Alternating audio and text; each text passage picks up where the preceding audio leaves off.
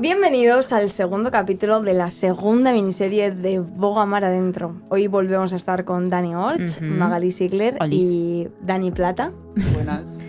Así que hoy volvemos a hablar sobre la vida de Jesús y sobre otra etapa diferente en su vida, que es no solo el propósito que vino a hacer, sino su vida aquí, ¿no? Desde que nació hasta que se lo llevaron a morir. Y hoy queremos hablar sobre ese proceso y ese camino, ¿no? que hizo aquí en la tierra. Claro. Queremos tocar varias cosas, como sus milagros, sus parábolas, las tentaciones que tuvo que pasar aquí, ¿no? Y bueno, un poco cómo vivió él. También queremos empezar sobre su nacimiento, que para mí es una manera, ¿no? que hizo Jesús, o sea, que hizo que fuese sencillo, humilde y que fuese lo que identificara humano. a... Que fuese humano. Sí, porque nacer es humano.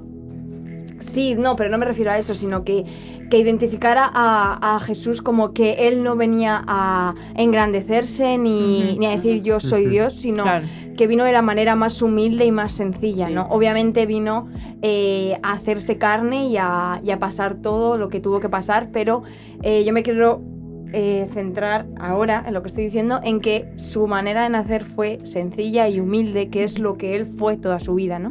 Sí, él puede elegir también nacer en una familia más rica, por ejemplo. Claro, a veces también te muestra también su propósito, como hablamos en el anterior, que te muestra que él no buscaba que ser engrandecido o que le alabaran o todo, él simplemente venía a cumplir lo que Dios le había mandado y que él no buscaba gloriarse con nada de eso, sino cumplir el propósito que Dios tenía en su vida. Y eso, el nacer en una familia así tan humilde que a mucha gente le costó a veces hasta incluso reconocerlo, no le tomaban en serio. Pero su nacimiento demuestra también que nosotros a veces busquemos esa humildad que él tenía, que no nos dejemos distraer por cualquier cosa o buscar que nos den a nosotros los aplausos y todo eso, sino que seamos un canal a través del cual Dios obra como obró en él en ese momento. Y que bueno, justamente eso, que seamos humildes y sencillos, ¿sí? No enroscarnos con las cosas que hay de todos los días, que en eso somos muy expertos. Sí, de verdad que es muy bonito eso, ¿no? Pues eres Dios y vas a hacer que tu hijo nazca de una manera súper simple, ¿no? En una manjedora. No sé. ¿Qué es eso? En un pesebre. Debe ser eso. ¿Donde nació Jesús, dices? Sí, el pesebre. Yo tengo un versículo que es Filipenses 2, del 6 al 7, que dice: existiendo en forma de Dios, él no consideró el ser igual a Dios como algo a lo que aferrarse, sino que se despojó a sí mismo, tomando forma de siervo y haciéndose semejante a los hombres. Y es lo que hablábamos ahora, ¿no? Él obedeció a Dios. Claro. Él lo obedeció y no se despojó totalmente de sí y de lo pues muy cómodo que puede ser el cielo o al lado del Padre, ¿no? Que cuántos deseamos estar al lado del Padre, ¿no? Y se despojó de todo lo que él tenía, de todo lo que él era, y vino a ser semejante a los hombres, ¿no? Y con eso... No pasa nada, tranquilo. Y con eso conllevó todo el proceso que tuvo que pasar, que fue hasta morir a la cruz, ¿no? Claro, y también es una clara muestra de que nosotros como humanos podemos llevar una vida como la que llevó Jesús en ese momento. No quiere decir que va a ser fácil, porque como bien decía Pablo al principio, Jesús pasó sus tentaciones, sus problemas, sus cosas, todo lo que le vino alrededor para salirse de la voluntad de Dios, pero que nosotros busquemos parecernos a él en ese sentido y imitar su caminar, que obviamente no va a ser fácil porque el enemigo no quiere que uno lo imite a él, pero que a pesar de todo, a pesar de lo que él tuvo que pasar en sus situaciones, él siempre decía que no se hablara de que él lo había hecho, sino que todo había sido a través solo para la gloria de Dios. Entonces que busquemos imitar eso y parecernos más a él en nuestro caminar diario. Bueno, y me gusta mucho el primer capítulo de Juan también, que dice que en el principio era él el verbo, la palabra de Dios, ¿no? Claro. Y el verbo era Dios. Y el verbo era con Dios. Y el verbo era Dios. Sí. Y después también tiene un poquito más. Y aquel verbo fue hecho carne y habitó entre nosotros. Y vimos su gloria como del unigénito del Padre, llena de gracia y de verdad. Es muy bonito eso. Sí, no, y te muestra a las claras de lo que Jesús vino a hacer en la tierra en ese momento. Era dar vida a la palabra del Padre. ser Dios en la tierra. Sí, bueno, yo he estado mirando un poco lo de los milagros. Muy bien. Ahí buscando. Y a mí me gustó el primer milagro que fue el del hambre. Muy bien. El convertir el agua en vino o el de los panes y los peces. Ese. El de vino y de agua fue muy de sorpresa, ¿no? Sí, fue de sorpresa. Bueno, yo tengo el de... Bueno, que se me vengan ahora a la mente. El de cuando sana a un sordo mudo, que le mete los dedos en los oídos y le dice Éfata. Ese me encanta. También cuando sana a un paralítico en el lago de Betesda. También. No sé, se me vienen muchos a la mente. La Sí, verdad es que... De verdad que sí. Hizo muchos a lo largo de su caminar. Y cada uno... siempre que hacía un milagro decía no vayáis y lo divulguéis o no vayáis y no se lo digáis a nadie. Y me parece muy fuerte que Jesús siempre haga esa sencillez en las cosas con las que hace, porque pues eso, cualquier otro dice ¡hala, he sanado a un enfermo! Que todo el mundo lo sepa. Él no quería mostrarse. Claro, él no quería mostrarse y no quería como, pues eso, quería vivir en lo sencillo y en lo que él creía correcto. Claro. Lo que más me gusta es que, ¿no? De cómo hablamos en el último episodio también, de que de él sale poder, ¿sabes? Solo de mirarle ya te sientes como una persona nueva. Y también la cura de la mujer que tocó su veste, ¿no? Su manto, que tocó su manta y solo de eso fue curada. Yo me quedo muy como, ¿cómo puede ser eso? ¿Sabes? No, él no puso su mano sobre ella y dijo que salgan los demonios. No, sí, Jesús sanó enfermos, resucitó muertos, no sé, hizo muchísimos milagros que hoy en día, pues con el Espíritu Santo se pueden hacer, ¿no? Claro. Sí, siguen haciendo y yo sigo viendo ese poder de Dios, pero sí que es verdad que Jesús siempre los hacía, pues eso, en el poder del Padre, en el nombre de Dios, y siempre los hacía con esa fe en Él. Y también eso mostraba como una promesa a lo que iba a ser después, ¿no? A lo que iba a ser estando con Dios, porque al final él lo hacía para una manera para que conozcan a Dios, y me sorprende muchas veces que diga tu fe te ha sanado, ¿no? Tu fe te ha hecho salvo, no, vete y no peques más, o vete y me gusta mucho eso, porque no es... El otro día escuchaba una prédica que decía si Dios no te quiere sanar, a lo mejor es porque a lo mejor te va a sanar y vas a volver a caer en tu pecado o en lo que estabas metido antes. Claro. Y si Dios no te quiere sanar es porque no puedas, sino porque verdaderamente tienes algo a lo que arrepentirte y a lo que despojarte, ¿no? Claro. Y pienso que también Jesús miraba mucho el corazón de las personas antes de hacer un milagro o antes de imponer las manos sobre ellos o lo que fuese, ¿no? Y me gusta también mucho eso de Jesús porque, por ejemplo, en el ejemplo de la mujer que toca el manto, ¿no? Con el flujo de sangre, ella estaba tan desesperada por buscar una salvación. Aparte, en esa época, tener una enfermedad como la que ella tenía de estar manchando todo, o sea, estar manchando siempre, era una enfermedad de dejarla de lado. Sí, claro, la excluían como con los leprosos. Sí, y como ella estaba con los leprosos. Y ella estaba ansiosa de poder buscar una solución, y había escuchado de oídas tanto a Jesús de que hacía milagros que su fe la hizo sana, ¿no? Y con ello, con creer y ver, después de creer, la hizo salva, ¿no? Sí. Y eso. Qué bonito. A mí los que más me gustan, o bueno, uno de los que más me gustan es el del hombre que estaba solo en una isla y tenía tantos demonios, y el Señor Jesús le sacó todos los demonios y los pasó a los cerdos y todo eso. Madre mía. Me parece también muy fuerte, porque como bien decía Dani, el Señor a veces ni tocaba a la gente, simplemente le decía, como decía Paula también, tu fe te ha hecho salvo y ve y continúa con tu fe.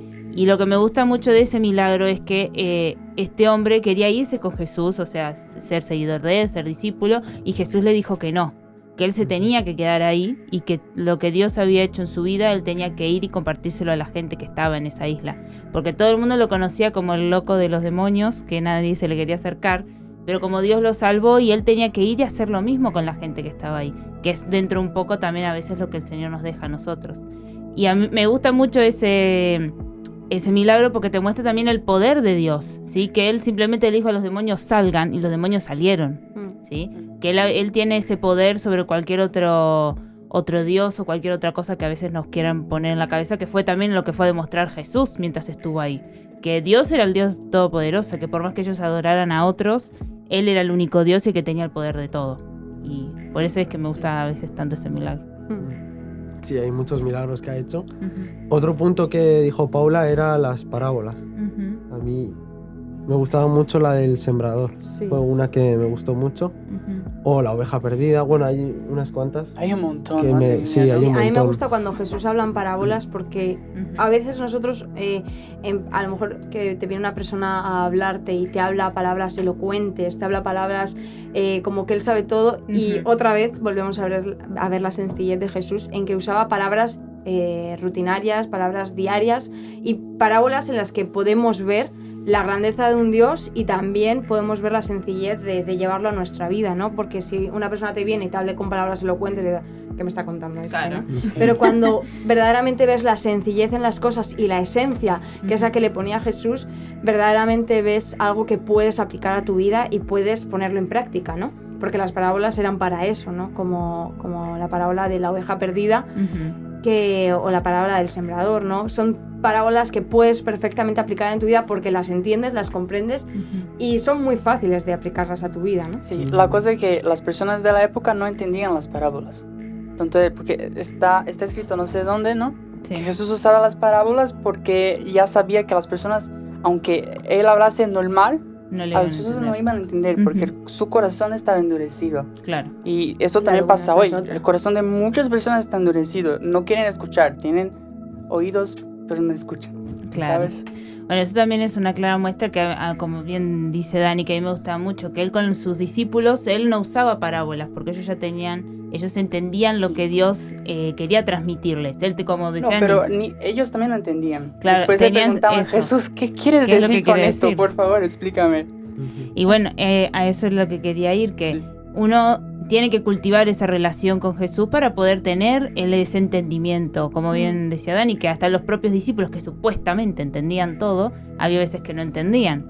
Entonces, que Jesús nos demostró eso, que no necesitamos nadie a través del cual poder entender, sino que si uno predispone su corazón y le va con el corazón honesto a Dios, Él nos va a poder hacer entender lo que tiene escrito para nosotros o lo que tiene escrito en su palabra, pero nosotros tenemos que ir con ese corazón dispuesto a saber lo que Él nos quiere decir. Muy bonito. Claro. A mí me gusta lo de las parábolas porque son súper cortas Claro. y que la aplicas en tu vida y te sirve un montón. A mí me ha servido muchas veces y me gustan bastante.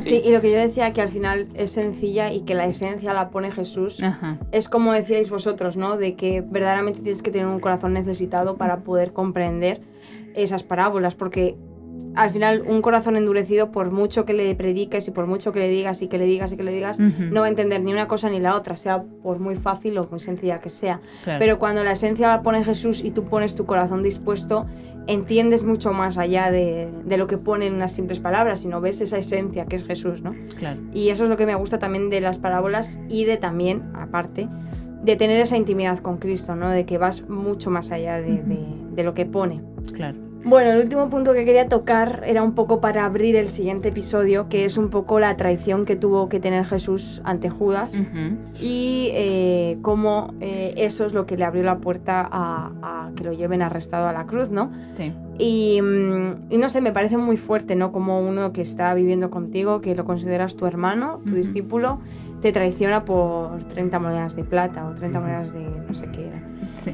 Esta parte es muy fuerte de hablar también. Sí, es muy fuerte. Pero yo creo que en realidad lo más triste a veces de la situación es que también yo creo que es algo muy importante que uno tiene que tener en cuenta, es que incluso Judas, que estaba dentro de los cercanos a Jesús, y a mí en realidad lo que más me sorprende de la situación es que Jesús siempre lo supo desde el principio, y a pesar de todo, Él lo amó y lo tuvo con Él en su mesa y compartió la comida con Él. Y bueno, yo me veo en esa situación y yo no sé si lo Ahí haría. también ves el corazón de Jesús, ¿no? Exactamente. Como ama, aún sabiendo que lo vas a traicionar. Y es como decíamos al principio, es porque él ya sabía su propósito y él iba claro a eso. Y me parece muy fuerte porque bueno, en este caso fue Judas, pero era el propósito que él tenía que cumplir. Ujú. Y aunque no hubiese sido Judas, Dios hubiese puesto a otros, Alguien porque más. siempre tiene que haber un Judas, porque Jesús tenía que llegar de alguna forma a la cruz, ¿no? Claro. O sea, el propósito estaba claro y Jesús tenía que morir sí o sí, ya sea a través de un Judas o a través de otra manera que pusiese Dios. Y Pero aunque es triste, aunque es impactante, el propósito es ese. Sí. Y es así, ¿no? Y Es- aunque, pues como decía Dani, es muy fuerte de hablar, pero creo que es la realidad, ¿no? Que al final, y al final mira a Judas cómo acabó, ¿no? Que Claro, no pudo, sí. no Con pudo la sostener culpa. la culpabilidad y se suicidó. Y Y imagínate también los discípulos, porque Jesús ya había hablando que iba a ser traicionado, que iba a morir hace tiempo ya. Y les habló, creo que 3 veces, ¿no? Va a llegar el día en que uno de vosotros me va a traicionar Sí. y que me voy a morir, me voy a partir. Y los discípulos, ¿cuándo? ¿Quién? ¿Será que soy yo? Porque no sabes. Ujú. Y eso es muy fuerte, ¿no? No sé, al final es lo que decíamos, eso ya estaba como escrito, ¿no? Eso Era algo tenía que iba a que ser. pasar. Ujú. Y tenía, ya sea fuese Judas, Pedro, Fuese, Pablo sí, el o que quien venga. fuese, pero tenía que pasar. Ujú. Y pues, bueno, en este caso fue Judas, que fue quien abrió esa puerta a que Jesús Por 30 cumpliese, monedas. Jesús cumpliese El el propósito. propósito, ¿no? Ujú. Y con esto queríamos finalizar el episodio porque en el siguiente episodio hablaremos sobre la muerte y la resurrección de Jesús y ¡Hala! todo, Dani dice ala como si no supiese, pero todo el proceso que él vivió en la cruz y en la Bueno. resurrección, ¿no? Claro. Así que pues Bueno, nada. si queréis spoiler, tenéis en la Biblia. Podéis leer. Eso es. Así que nada, hasta Bueno. el próximo Adiós. episodio.